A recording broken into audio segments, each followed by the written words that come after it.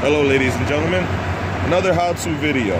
Now, this video is showing on one of my vehicles that one of the headlights is out. Now, you ever get the situation that you're at dinner or you're headed out and it's nighttime or any time that you got the headlight out?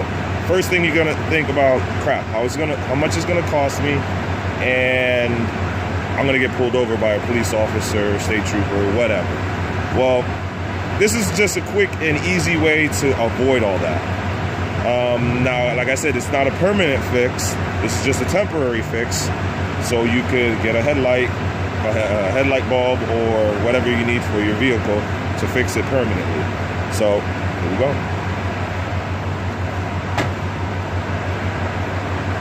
There you go.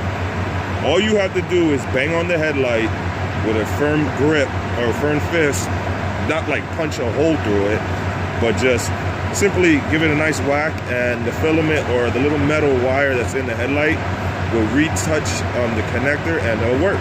And then you have enough time to go to the parts store and replace your headlight bulb. All right. Again, thank you. Like and subscribe to my video, and I'll keep the videos coming. Thank you.